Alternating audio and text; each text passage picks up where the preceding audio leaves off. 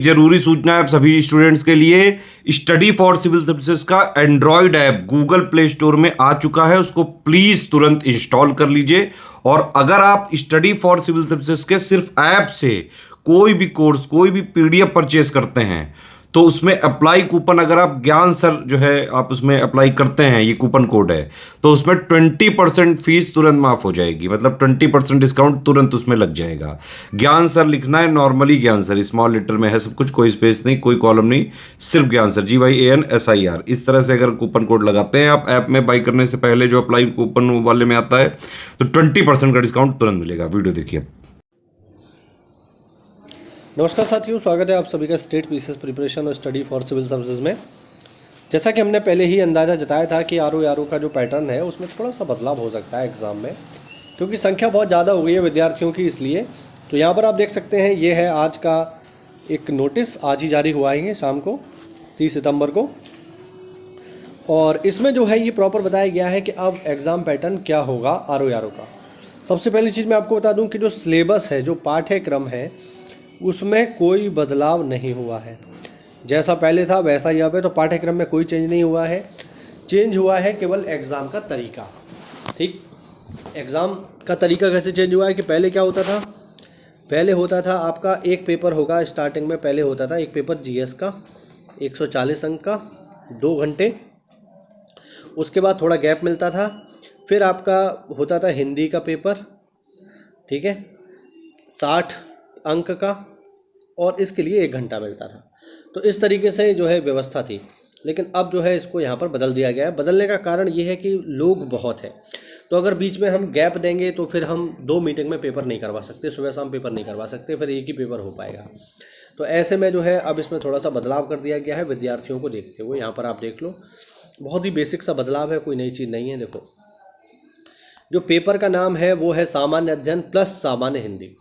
यानी पहले जो जीएस और हिंदी अलग अलग होता था वो अलग अलग नहीं होगा, अब वो एक ही में होगा। ठीक है, पूरा पेपर वस्तुनिष्ठ प्रकार का होगा। वस्तुनिष्ठ का मतलब है ऑब्जेक्टिव टाइप, यानी क्वेश्चन, आपको क्वेश्चन दिया जाएगा, 4 ऑप्शन दिए जाएंगे, OMR पे आपको एक आंसर करना है।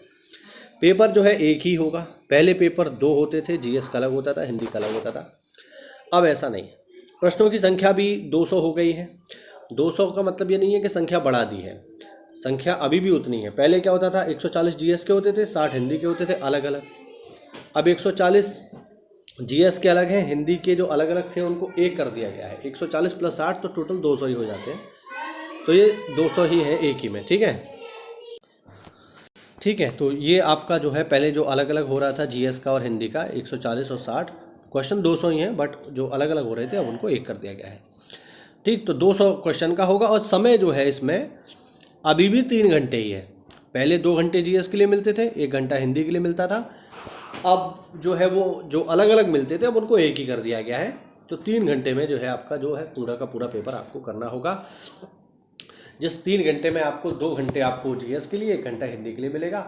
अब इसमें हाँ अच्छी बात यह है कि हिंदी में जैसे क्या है कि हिंदी में क्वेश्चन जल्दी हो जाते हैं, है ना। हिंदी के लिए अगर जैसे आपकी प्रैक्टिस है, जैसे मैंने जब दिया था तो मुझे याद है मैंने जो है 30-40 मिनट में ही पेपर हिंदी का कर लिया था। तो अब इसमें फ़ायदा आपको ये है कि जो समय आपको हिंदी में बचेगा वो आप जीएस में इस्तेमाल कर सकते हो। तो ये एक कहीं ना कहीं मतलब ठीक ठाक बात है, ये इसका इस्तेमाल किया जा सकता है। जो भी ठीक ठाक विद्यार्थी होंगे वो इस समय का जीएस में यूज़ कर पाएंगे, क्योंकि जीएस में अक्सर करके टाइम की थोड़ा कमी हो जाती है। तो यहाँ पर अब उन्हें पर्याप्त समय जीएस में मिल जाएगा, क्योंकि हिंदी में 1 घंटा बहुत ज़्यादा है मेरे हिसाब से, तो है ना।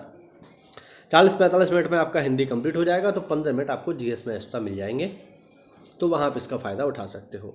तो कुल मिला के ये जो है चेंज इसलिए किया गया है ताकि एक दिन में 2-2 पेपर करवाए जा सकें। ठीक है, एक शिफ्ट अलग चलेगी, दूसरी शिफ्ट अलग चलेगी, इसलिए क्योंकि संख्या बहुत ज़्यादा हो गई है, लाखों में बच्चे हो गए हैं। खैर 8-10 लाख स्टूडेंट्स हैं, तो फिर ऐसे में जो है उनके लिए व्यवस्था करनी पड़ेगी। ठीक है, तो ये यहाँ पर एक बड़ा चेंज है। बाकी अगर हम मेंस की बात करें तो मेंस के पैटर्न में कोई चेंज नहीं आया है। यहाँ पर आप देख सकते हो, मुख्य परीक्षा की जो परीक्षा प्रणाली है, जो परीक्षा योजना है, बिल्कुल सेम रहेगी। उसमें कोई भी परिवर्तन नहीं है, जैसे पहले हो रही थी वैसे ही अब होगी। तो मुख्य परीक्षा में कोई चेंज नहीं है, बस प्री का थोड़ा सा जो पहले अलग अलग पेपर हो रहे थे उनको एक में कर दिया है। कोई चिंता वाली बात नहीं है, और मैं तो ये कहूँगा कि ये अच्छी बात है, बढ़िया बात है जीएस वालों के लिए, जिनको जीएस में टाइम का थोड़ा प्रॉब्लम रहता है, शॉर्टेज रहता है, सवाल समझने में दिक्कत आती है। तो यहाँ पर आपको बढ़िया टाइम मिलेगा, कोई दिक्कत वाली बात नहीं है, मौज की बात है। आराम से खूब समय मिलेगा, आराम से पढ़ो और पेपर में बढ़िया क्वालिफाई करो। ठीक है, मिलते हैं अगली क्लास में, तब तक के लिए जय हिंद, जय भारत, वंदे मातरम।